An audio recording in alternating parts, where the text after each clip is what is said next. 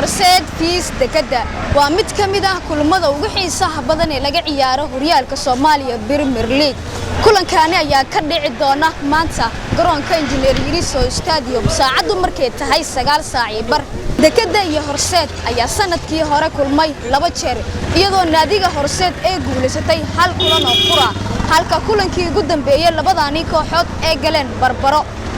dekada ayaa 3 sano xiriir ah ku guuleysatay horyaalka Soomaaliya Premier League halka sanadkii ugu dambeeyay naadiga horseed loogu qaaday 2 dhibcood oo qura taasoo sababtay in naadiga horseed ay ku dhameysato horyaalka Soomaaliya Premier League kaalinta labaad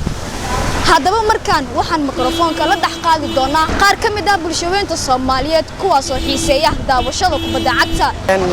magacaygu waa Xasan Cabdullaahi Xuseen horta waxaan taageeraa kooxda kubadda cagta ee Jeeyo balse nasiib daro waxay u laabatay Serie B kulanka adag ee bir u dhaxeeya horseed iyo dekada waxaan guul u rajeynayaa kooxda kubadda cagta horseed dekadana 2-1 afka cid loogu dari doona insha Allah salaad aba islow baa leeyahay islow magaca dheer oo la wada yaqaan islow يا أورير الجاب لقوا يقان الجاب ولا يقان بوركر ولا يقان بوندر ولا يقان شجار ولا يقان نكان يا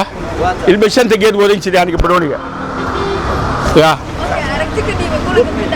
مركب كلن كهدو عن سادالينا فرصات بارينيسا بقى كوبا سلامية بير وأنا جوا مجيء محمد موسى أيوب تاجرة نقاط الدجدها قلبت وحن رجينا inay degada ku badasho 2 insha Allah magacaygu waxa waaye meelere magacayga Frank leeray may taageero dekada Elman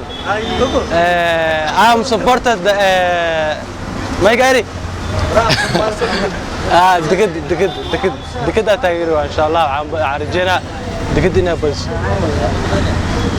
waxay ku badanaysaa dabcan 2 si kastaba ahaatee kulankaasi ayaa kulan kale oo aad u qurux badan ee dhammaan mucaashaqiinta kubadda cagta ee ku sugan gobolkani Banaadir ee ku wada haayaan indhahooda